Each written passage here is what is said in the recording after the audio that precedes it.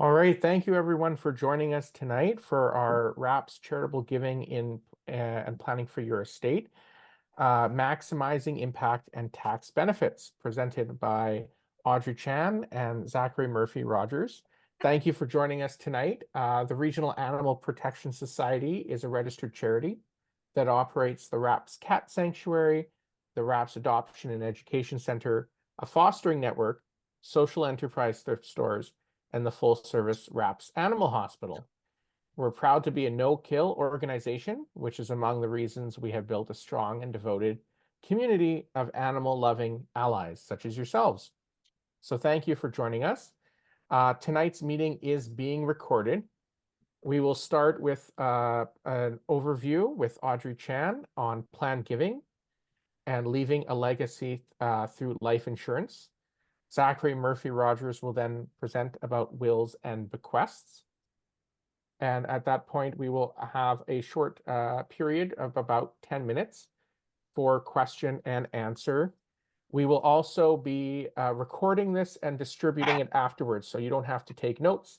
And we will also have this available on our YouTube channel. I want to start by thanking Audrey and Zachary for being here today. And I'll start with a brief introduction. Audrey Chan spent the early years of her career as a professional fundraiser for a variety of humanitarian and social service organizations. Over the course of those 13 years, she held leadership roles in development and communications for organizations like the Louis Breyer Foundation, Jewish Family Services, the Jewish Federation of Greater Vancouver, and UBC Development. She has worked on many capital campaign projects, annual campaigns, led programs in major gift fundraising, and other events. Over the last 20 years, she has also given her time and expertise to nonprofits as a volunteer for events or provided strategic planning and leadership on boards.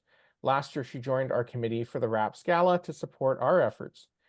She started helping families through wealth protection as a licensed life agent in 2021, and today she has helped many families to learn more about how this vehicle can not only protect their loved ones, but also allow them to leave more to their family and create their legacy for causes they care the most about. And also Zachary Murphy Rogers, who is a partner at the law firm Clark Wilson. His practice includes all aspects of wills and estates, including estate, incapacity and tax planning, charitable giving, estate administration and probate, and estate and trust litigation. He speaks frequently on the topic of charitable giving and estate planning for persons with disabilities. And we do have a quick disclaimer. This presentation is for educational and illustrative purposes only. The opinions or points of view expressed in this presentation represent the view of the presenters. Nothing in this presentation constitutes accounting or tax advice. Subsequent changes in the tax rules may render the information contained on these slides invalid. If you require tax advice, please speak to a tax professional so you may receive the most accurate advice for your specific situation. And following this presentation, sometime tomorrow, you will receive an email that will contain the contact information for the presenters and for RAPS in case you have any further questions. So right now, I'll turn it over to Audrey Chan. Thank you so much, Jonathan. First of all, I'd like to say I'm super excited to be here tonight because we're talking about something that I care passionately about, which is philanthropy. And also protecting families, right?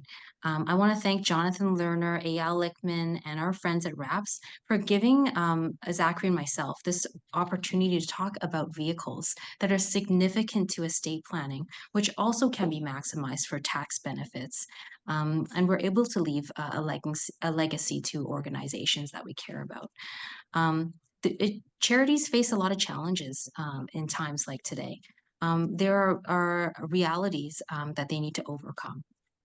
Government budget cuts have a significant impact on the amount of money granted to registered charities. Yeah.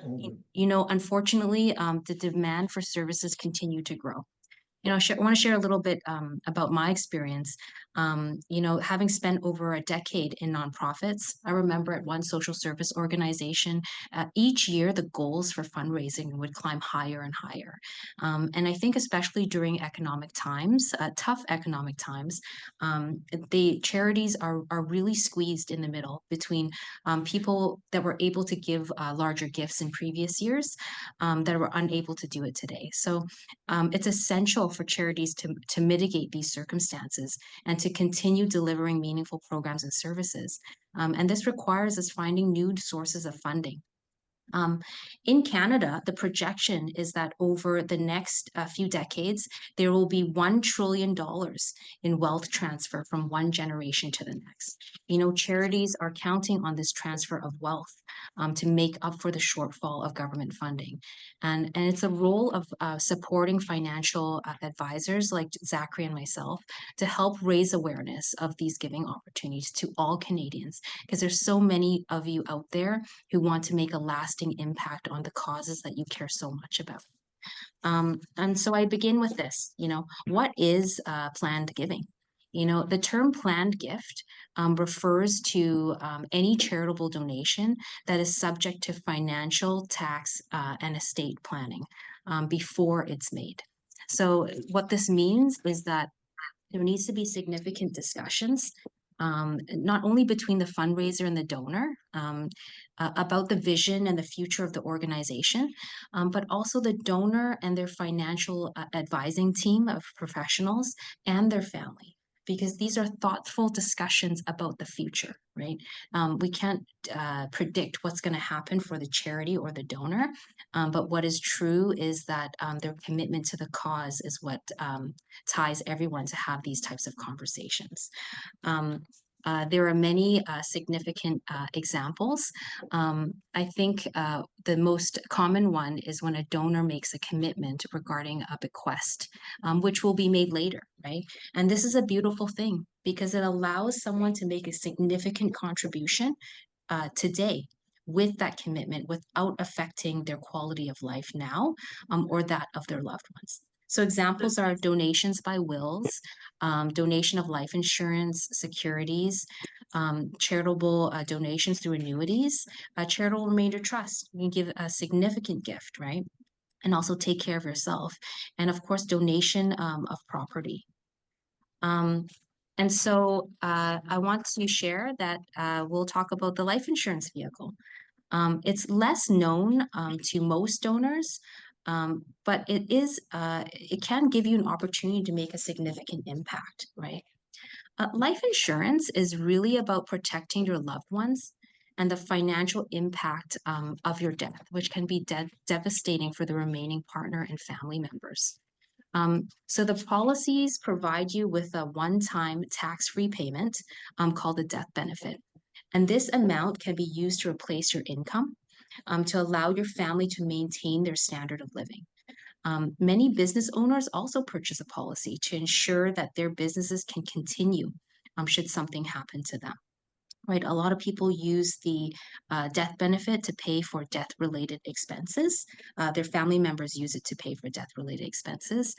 Um, and a lot of people take out extra policies on top of their policies provided by their benefits plan, because you can't take them with you when you leave a place of employment. And also, it's often not enough, right? There's a minimum and a maximum amount that is needed, and everybody is different. So I thought I'd share with you today a little bit more about what protection is and how critical it is to everyone's financial foundation. It sits at the very bottom because it protects everything else above it, right? This is financial planning for all of us. We need to be able to manage our debt, protect our ability to generate income. We need to have a 3 to 6 months of emergency fund for those emergencies and opportunities that come along our way. And we need to save what we can and invest it wisely so that it can grow to a point where we have financial independence and our investments can take care of us. So this is over the course of your lifetime. And so having protection at the bottom really protects those other three layers at the top. And that's what life insurance is. It's not really about the money. It's about protecting your family to ensure that along the way, they will continue to be able to grow towards the financial independence, but also not having to pull out in the event of a death of a loved one, to be able to pull out their investments too soon. And of course, towards the end of our life, we need to consider early enough in our financial planning what happens when we pass on and transfer our wealth as our legacy. When a person passes on, they are considered to have disposed of all the property they own right before their death. This is called deemed disposition. Zachary is going to share a little bit more about that and have specific examples. But for example, capital property, such as real estate, investments, and personal belongings. The deemed disposition can result in a capital gain or capital loss and result in estate taxes. And that's where protection comes in again, to deal with the large tax bill and to enable us to leave more of the wealth we have worked so hard for our entire lives to be transferred to our loved ones, right? That's the legacy. We want to leave that to our loved ones and to causes that we love, right? A little bit more about life insurance, the death benefit. It actually pays out faster than a will going through probate. And that can actually take years. With a death benefit, it can be paid out as early as 2 weeks, depending on the circumstances. The death benefit is also tax-free. So if you have a policy that has a death benefit of $1 million, it means you will receive the full amount, or your loved ones will receive the full amount, and it's not subject to taxes for your beneficiary. And again, we can use that to pay our estate taxes. So you can assign a charity as one of your beneficiaries or the beneficiary of your policy, and that will allow you to make a substantial legacy contribution. Charities have the opportunity to fund very important programs and services for the future. Because of the rapid payment of the amount, they are able to access that quickly without waiting to to execute on their plans for their programs and services. The gifted amount cannot be contested, and it's very easy for them to administer. So there are two ways you can donate a policy. You can take out a new policy where the charity is the owner and in addition, the beneficiary. So how that works is, say I take out a policy for RAPS, I pay the premiums, and then I'm eligible for a tax receipt that's provided by RAPS, right? And so let's just say I contribute $150 a month.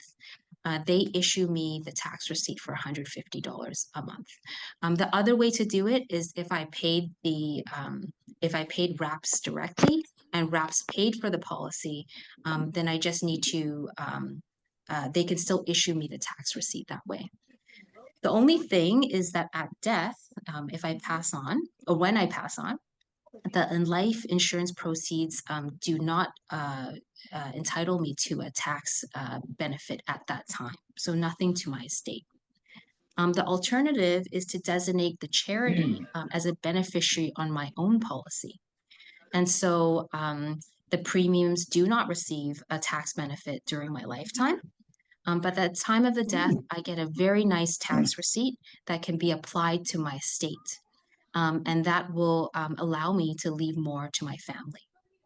And so those are two of the simplest ways that you can use the life insurance vehicle to do something great for charities. Now I pass things over to Zachary. Thank you, Audrey. Before Zachary begins, I just want to say, if you have questions, please type them into the chat or save them for later, and I will moderate the question and answer later. And also, if you're not presenting, please mute your microphone as we have a little bit of background noise. Thank you. Thank you very much, Jonathan, and thank you, Audrey. Just give me a quick second here, and I will be putting my slides up. I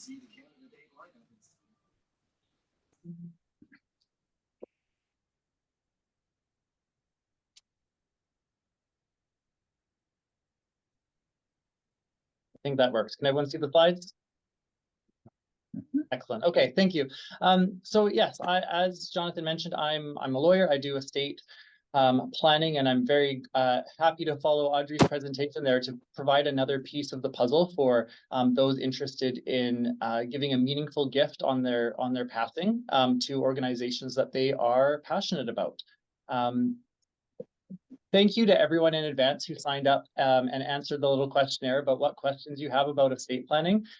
As Jonathan mentioned, I speak quite frequently to charities and not-for-profits and donor bases like yourselves, and I do see many questions over and over and over again. And so I'm happy to say that I tailored this presentation for many of the questions we saw in advance, and hopefully I'm answering those questions for you. And if anything remains, obviously, as Jonathan said, we're taking questions at the end, and I'm happy to try answering them as well then. But a very frequent question has to do with the legality of setting up a will. And I just find in my practice that there's a lot of misconceptions about what is required here in British Columbia to make a valid will.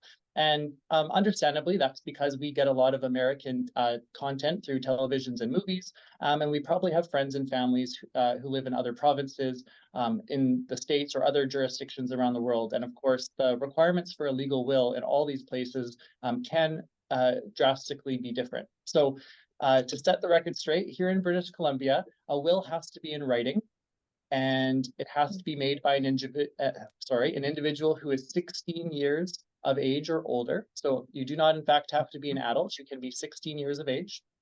But that will has to be witnessed by two individuals who are adults. So they do have to be 19 years of age, and the will has to be signed and witnessed all in the presence of each other. So it is not possible for someone to sign their will at their office, for example, and then drive it home to their neighbors and have their neighbors sign after the fact. Because those neighbors would not have seen the will maker actually put pen to paper and sign the will, that will would technically not be valid.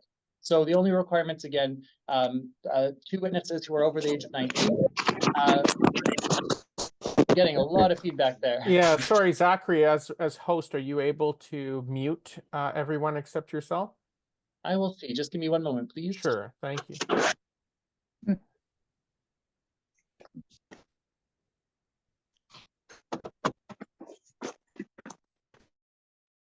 There we go. Yes. Okay, great. Sorry. And so other common misconceptions, though, are that a will needs to be notarized. And so that's just not true. As much as I would like to refer lots of work to my other lawyer and notary colleagues, it's not a requirement at all in British Columbia that a will be notarized or be prepared by or witnessed by a lawyer or notary. This is actually something you can do at home. And for the vast majority of estates, it's appropriate actually to take that route. There are, of course, very complex estates where that is perhaps not the best or recommended approach, but for the vast majority of people, I think that's fine. It used to be the case that when someone got married or got divorced, that whatever will they had in place was invalidated. That is not true anymore. So if you had that understanding, or if you have any friends or family who have that understanding, please be aware that that's no longer the case. A will remains valid despite the marriage of someone or the divorce of someone else. Now, gifts in the will be affected. That's kind of beyond the scope here, but the point is the will remains valid, and I'm talking about will validity. Another common misconception, and I get this quite a bit, is that a person with dementia or cognitive impairment cannot make a will. And that's just not true. So there is, of course, a medical definition of incapacity or cognitive impairment. But for the purposes of making a valid will, we have a legal test. And it is possible that someone who is medically incapable may in fact be legally capable of making a will. Of course, there has to be a full assessment, meeting of the person, often in a hospital or care facility setting, where the lawyer who's been trained in this particular test will, administer and ask the appropriate questions. And there are often cases where someone is both medically and legally incapable. But I'm just saying, just because someone has dementia or has a diagnosis of cognitive impairment does not mean that they cannot make a will. It in fact remains possible. Another common misconception is that a will that's made in a different jurisdiction is not valid in British Columbia. So of course, many people move to Vancouver, move to BC from other parts of the world, and think that they need to update their documents because they're in a new province and they just want to update them. That's great. I highly recommend that you do see a local lawyer or notary to update your documents, but it's not strictly required. It is possible that a document that was valid in a different jurisdiction is still valid and will be recognized by the courts in British Columbia if you happen to move here and live out the rest of your days in our province. And then finally, a common misconception that unfortunately gets quite a few people into trouble and where they have to come ask lawyers like me to help is when the named executor or a named beneficiary in the document is a witness to the will. So don't do that.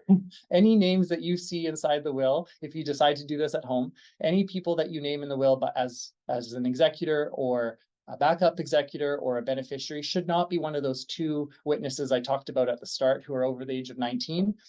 The will itself will in fact be valid.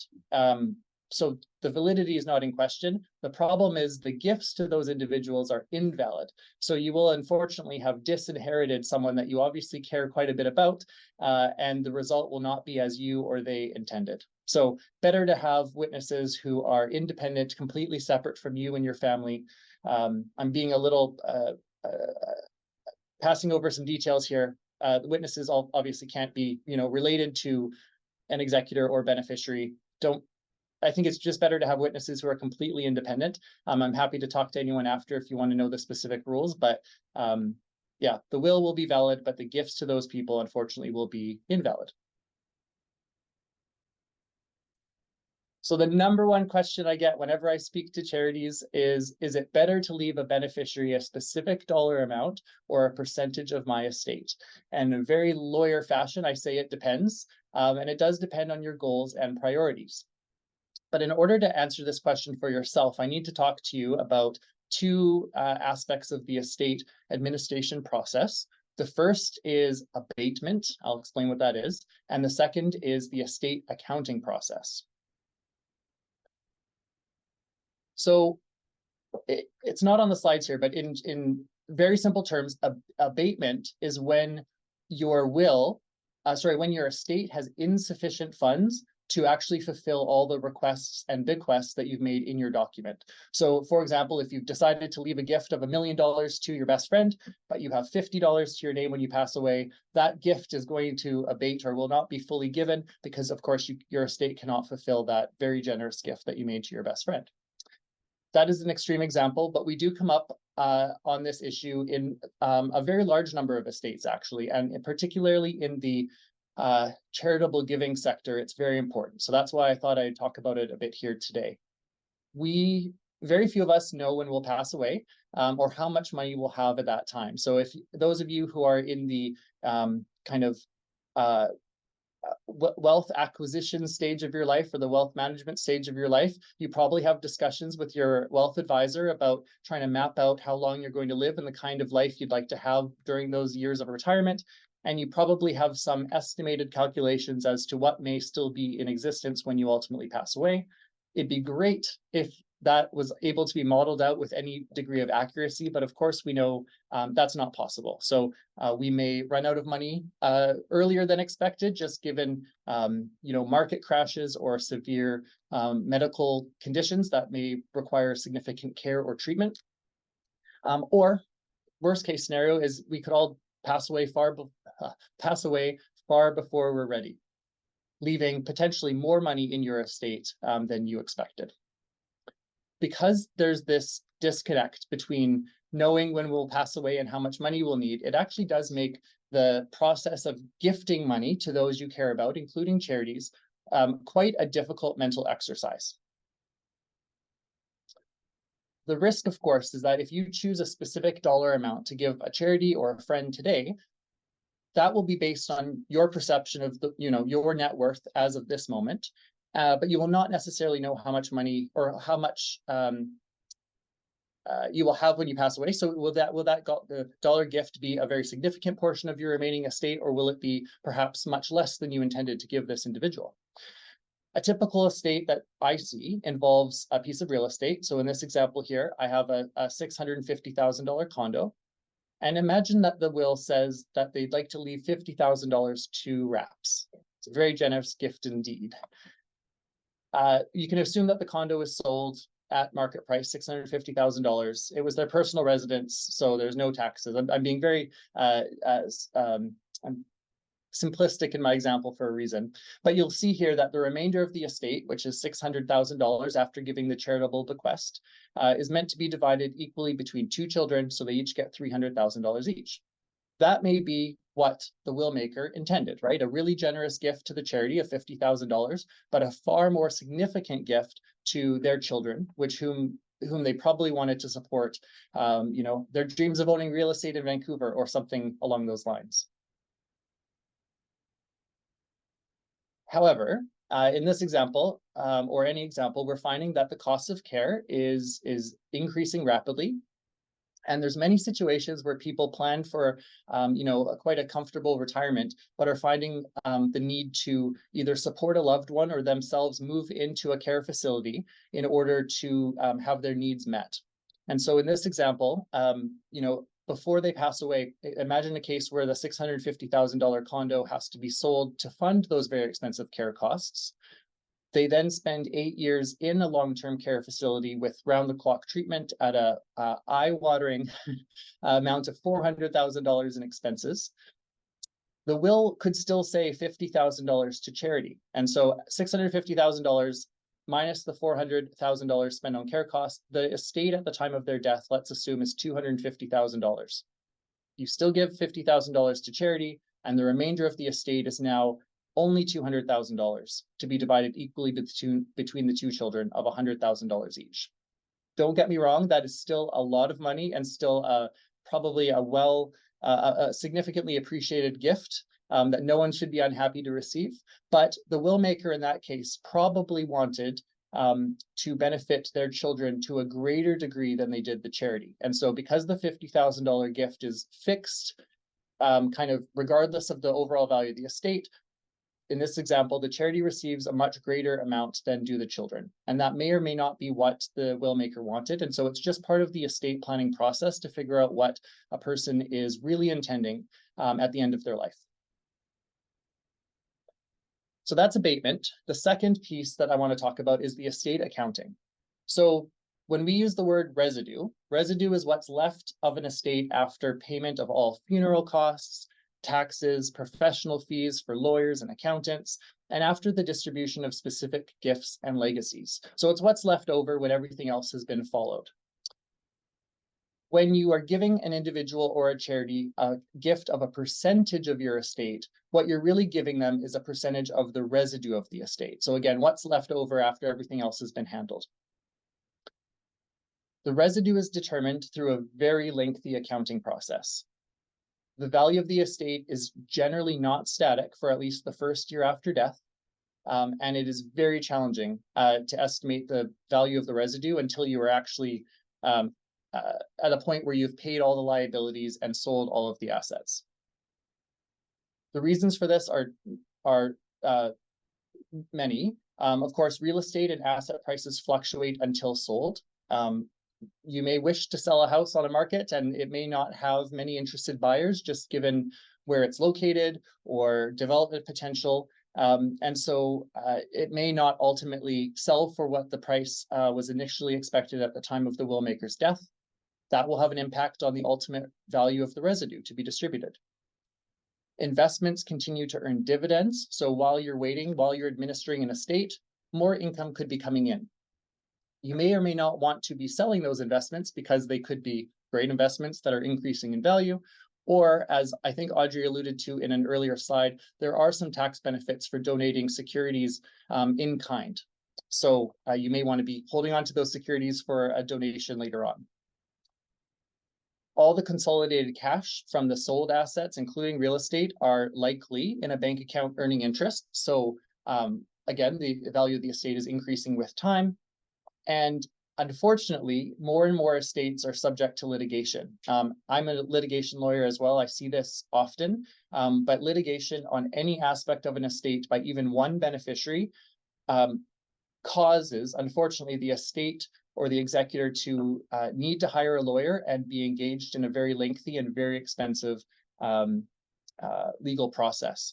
That will have a very significant impact on the value of the estate that's left over for distribution at the end of the day.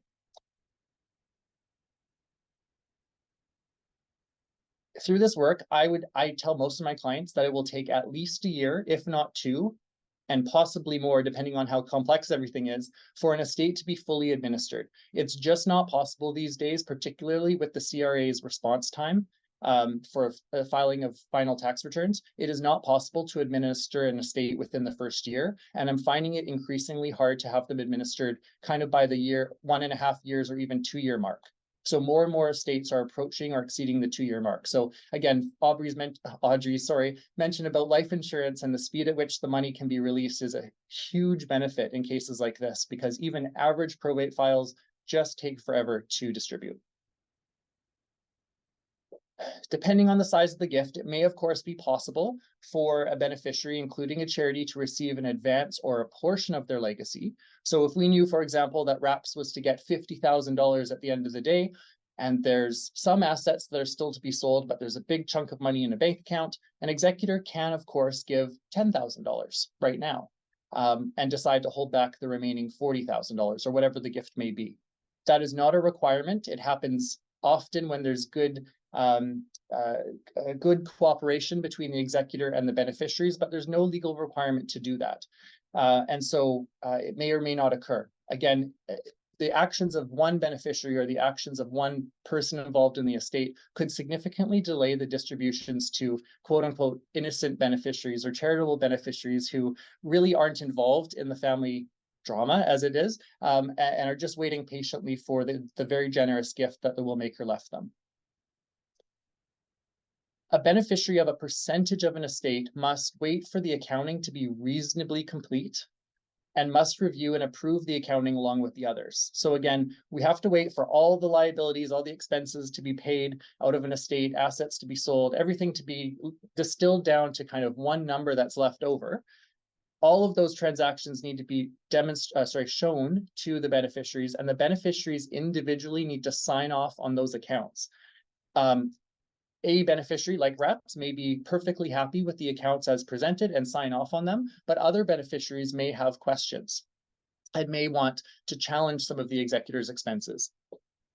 There's also an unfortunate situation where, and I didn't put this in the slides, where actually all the beneficiaries may consent, may agree with the executor's accounts, but there may be a beneficiary who's a minor. So anyone who's under the age of 19, if they're set to inherit, actually there's a government office called the Public Guardian and Trustee who has to review and approve the accounts, or otherwise you get a court order but from a judge that approves the accounts.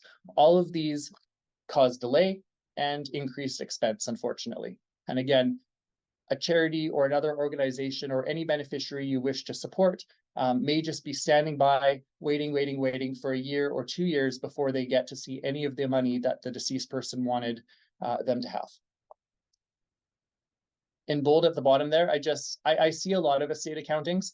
They're some of the most contentious files that I see, and I'm just speaking from experience when I say that as soon as there's questions about an executor's accounts, I can usually expect about a 6-month to a year delay in administering an estate. They are just really complicated and really emotionally driven, unfortunately.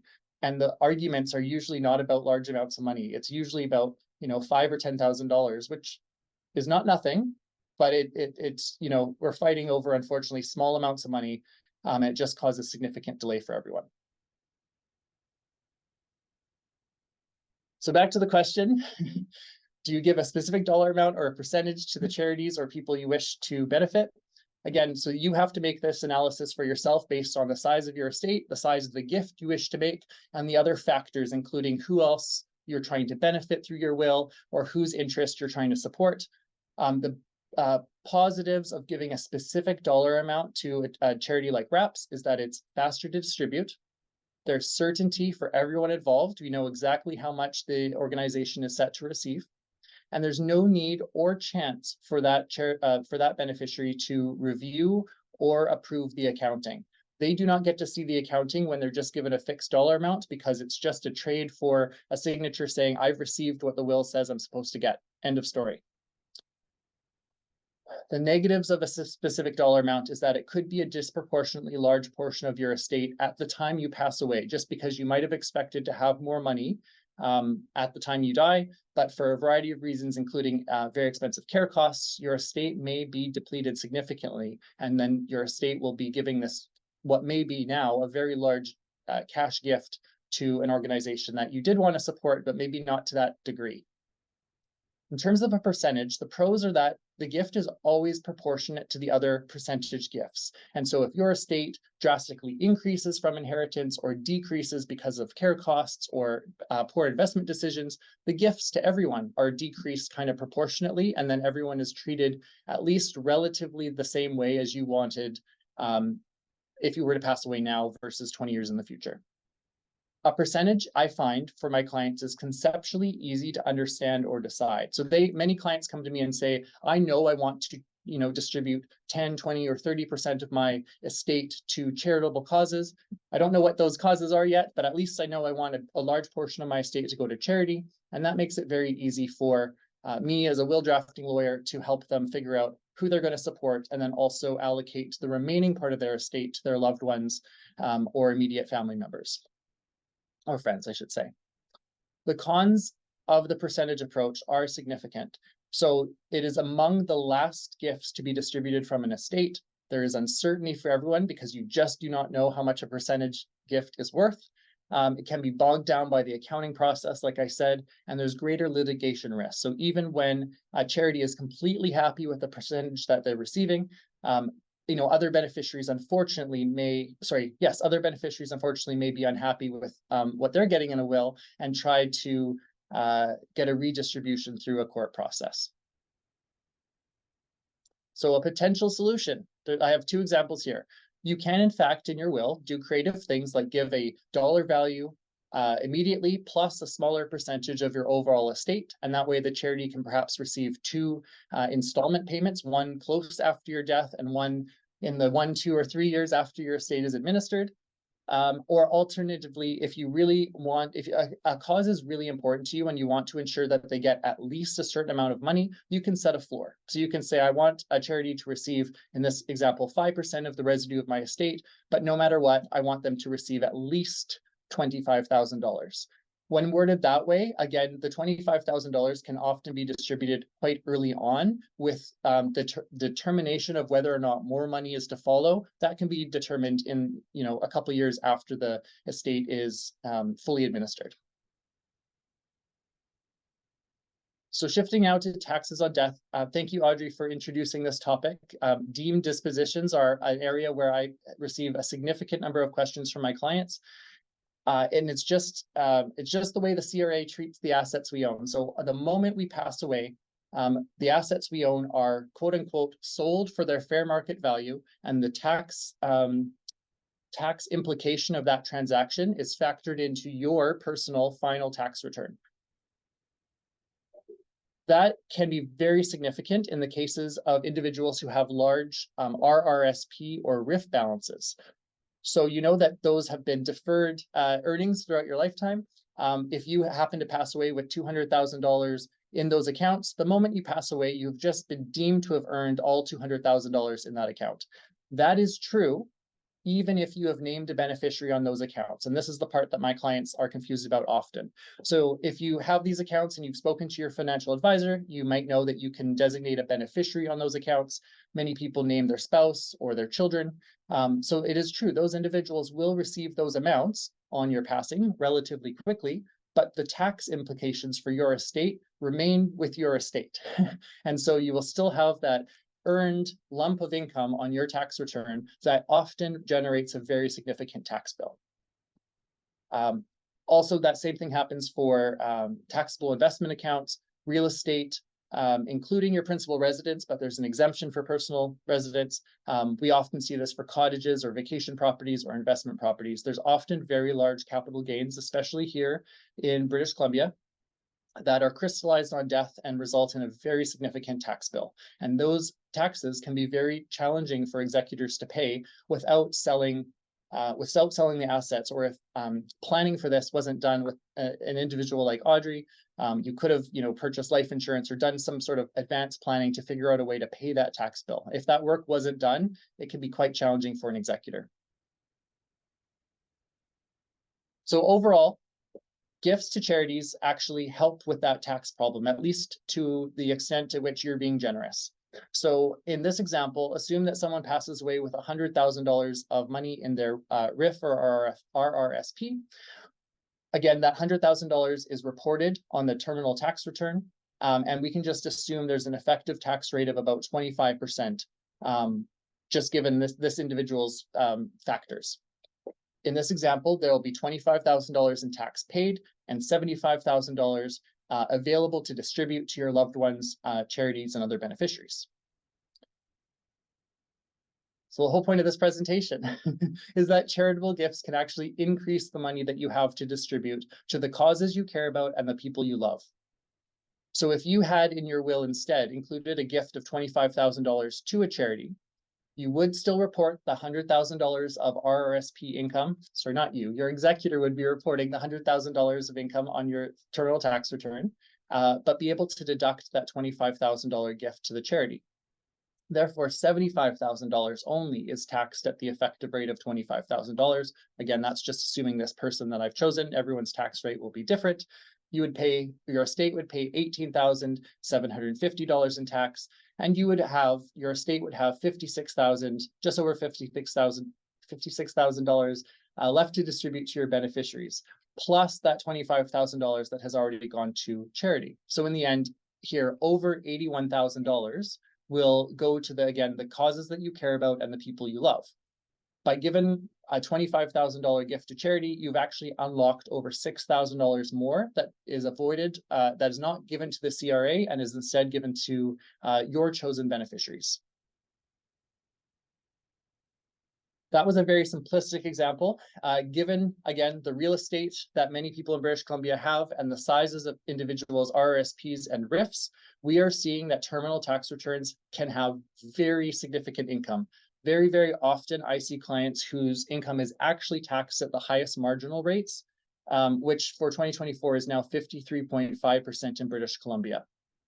So if I read you that example and your estate happened to be reaching that threshold of tax on your death, for every $10,000 donated to charity, you could potentially unlock or avoid almost $5,500 in taxes, and go and direct those instead to, again, the causes you care about or the people you love.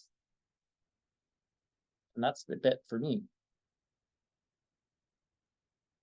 Thank you very much, Zachary and Audrey. It's a wonderful and informative presentation, and this is going to be distributed. This contact information will be distributed through email to everyone who registered for this webinar.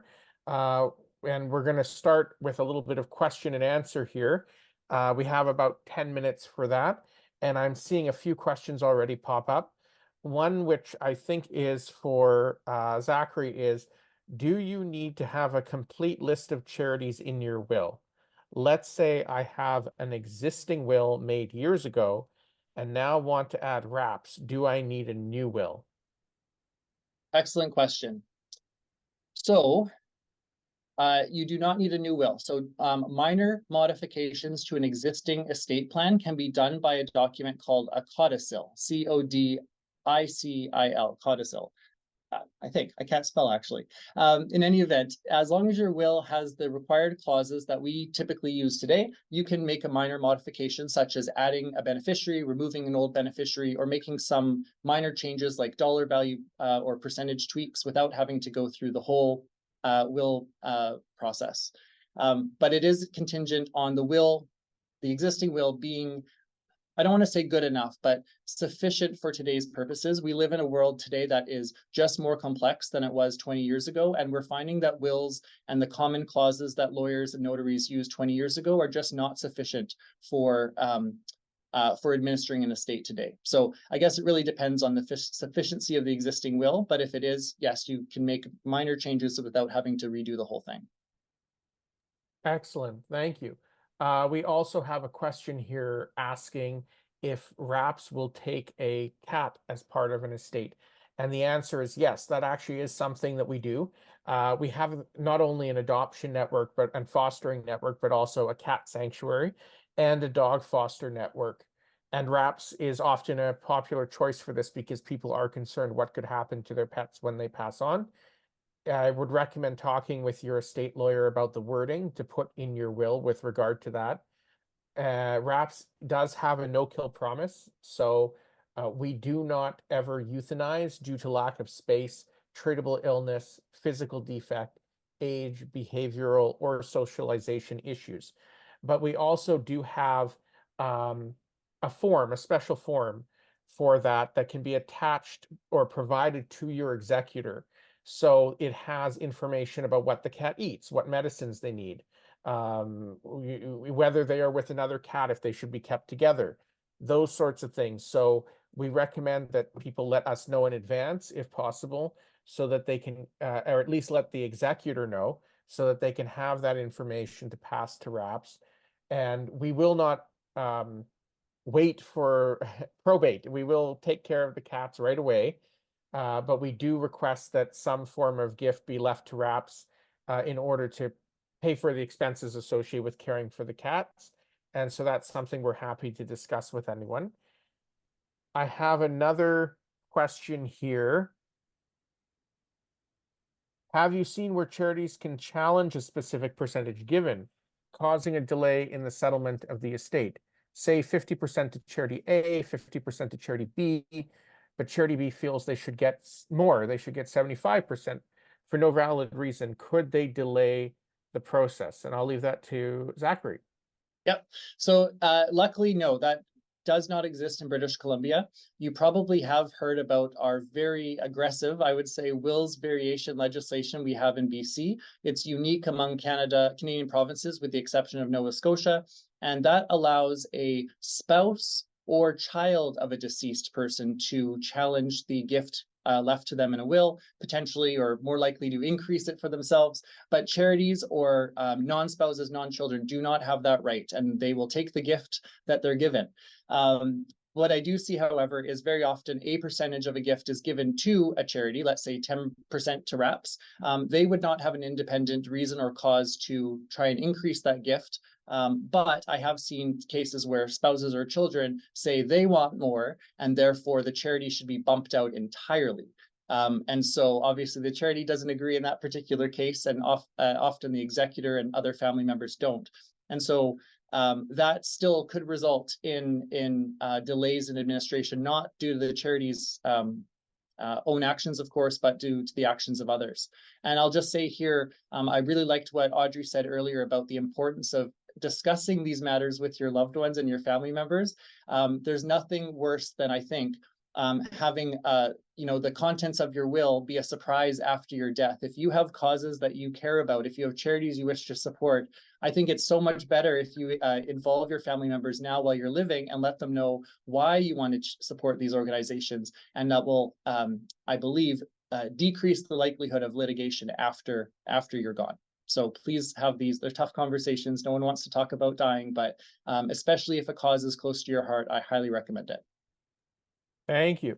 I have another question here that I think is for both of you, and we'll start with Audrey. If someone wants to leave, let's say, all of the residual of their estate, plus life insurance benefits to RAPS, with RAPS, if they already own a policy, for example, would that be a simple thing to do, or what are the drawbacks? And so I think, Audrey, when it comes to life insurance, for example, if they already own a policy, what is it simple to change that? And of course, if this is something complex, we will pass your contact information to people. Yeah, no, actually, when you set up a policy, you can set it up so that the beneficiaries are changeable. So you can change it over time if circumstances change. So, for example, some people leave everything to a parent as a beneficiary, and the parent passes on. So then they switch it to the other parent or two children. So you can change that. You just need to contact your agent or the provider. But yeah, they're happy to be more specific with different situations. But it's very simple. Thank you. Zachary, anything you want to add about leaving all of a residual? Yeah, so again, it's also very simple. You can either have a new simple will, or you can by codicil update an existing will to leave the whole of the residue to a charity, to RAPS. But from my piece, I would say, unlike Audrey's example, where life insurance cannot be contested or challenged after death, again, if you are naming a charity to be 100% beneficiary and you are excluding a spouse or your children, I would say that situation is inviting litigation, and it will probably not be anything but short of a headache for your executor or for others in your family. If you don't have those individuals, if you don't have a spouse and do not have children who could contest, then I think that's a relatively safe way to go. Great. I do have another question here about wills that are not written. If there's such a thing as a video will, hologram will, anything like that in British Columbia, and I'll send that to Zachary. So as of right now, video wills and video recordings of even a person on their deathbed explaining their wishes is not recognized at all. It must be in writing. Holograph wills are a little unique. So other provinces, I'll say what this is. A holograph will is a document that's completely handwritten by the will maker, by the deceased person, and not witnessed by anyone else. In other provinces, these documents are considered legal if they're entirely in the deceased person's handwriting. They are not automatically recognized in British Columbia. We're one of the few provinces that do not recognize holograph wills. That being said, there is a process, a very expensive process with a lot of risk, that you could have a judge, or your executor could have a judge declare that document valid after some time. I'm involved in those applications very frequently, and they do not cost less than $25,000. So please, if you think you need to make changes to your estate plan, it is far cheaper to just see a lawyer or notary, or download a proper form offline and do it a little bit better than just a handwritten note that you expect to be given legal effect, because it might be at extreme cost. Wonderful. Thank you, everyone. That wraps up all the questions we've received so far, but we will be distributing a link to the video. We will be distributing people's contact information. We'll also be distributing a link to a website on RAPS's page that has a bit of brochure about planned giving. And we thank you, everyone, for joining us tonight on the night of the Game 7 of the Stanley Cup Final. Just to update everyone, the second period is wrapping up. Unfortunately, the Florida Panthers do lead 2-1, but there's still another period to go. So thank you, everyone, and we hope you have a very wonderful evening. Take care. Thanks, everyone.